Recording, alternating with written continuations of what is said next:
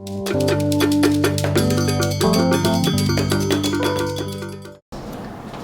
Diaw Boufiko, bonjour. Bonjour.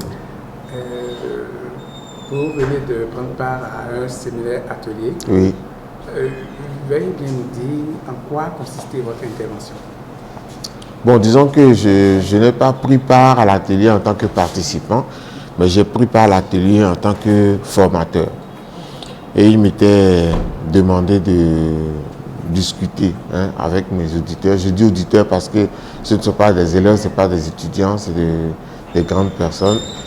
Et de discuter donc avec mes auditeurs sur les conditions de mise en place des projets culturels dans les milieux décentralisés en tenant compte donc des PDC et en ayant à l'esprit le dialogue interculturel et la sauvegarde de la paix sociale.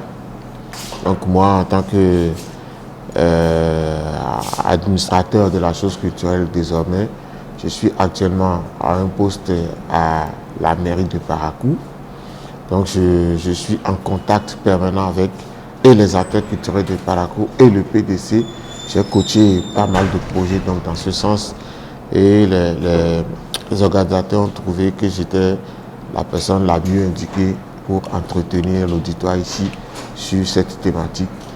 Depuis hier, je me suis mis à la tâche et je suis en train de finir là aujourd'hui. Je pense que à entendre les uns les autres, la satisfaction a été totale et moi-même, en toute humilité, je suis content de ce que j'ai fait. Je pense que il y a de quoi s'en réjouir. Vous savez que le secteur culturel, généralement, c'est, disons, deux parties. Il y a les faiseurs de la culture et il y a les administratifs de la culture. Les faiseurs de la culture, c'est les acteurs culturels à la base, c'est les artistes de manière générale, d'accord? Mais les administratifs de la culture sont ceux qui sont au bureau du ministère en charge de la culture, jusque dans les communes. Il y a toujours des gens qui se chargent de la culture. Mais ces gens-là ne sont pas forcément imbus de la culture, n'ont pas le sens, la fibre culturelle. Donc, l'un dans l'autre, parfois il arrive des moments de friction, de mécontentement, de mésentente, alors qu'en réalité, cela ne devrait pas. C'est deux classes qui devraient ensemble travailler pour l'émergence, la promotion, le développement culturel de tout le pays.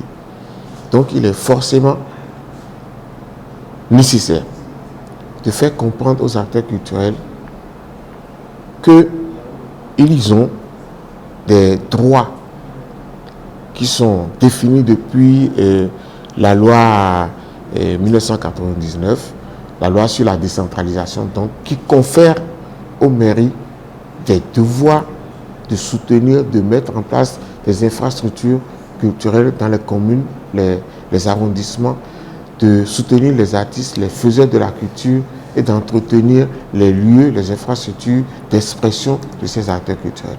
Ça, c'est la loi qui donne aux acteurs culturels le droit d'aller réclamer des choses comme ça aux gouvernants au niveau des communes. Mais les communes aussi ont donc le devoir de mettre à la disposition de ces faiseurs de culture pour le développement de la culture de ces communes-là tout ce qu'il faut pour permettre une émergence, une éclosion, un développement culturel dans ces communes.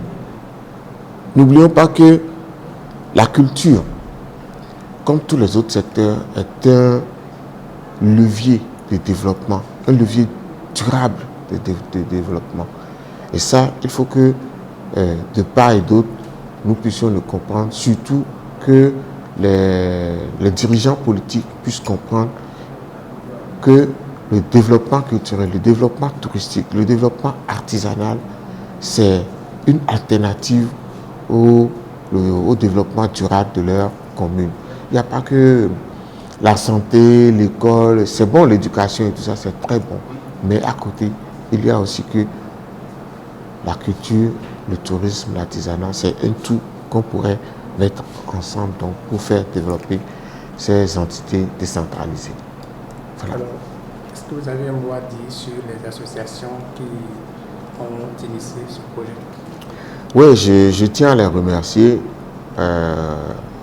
L'association Katulati, l'association Imerio, avec leurs différents partenaires, l'Union européenne, Africa Net Art, qui ont vraiment contribué. Voilà, qui ont contribué à l'organisation de cet atelier dans le cadre du projet Paosu. Ça, c'est hyper important. Je pense qu'il en faut d'autres comme ça.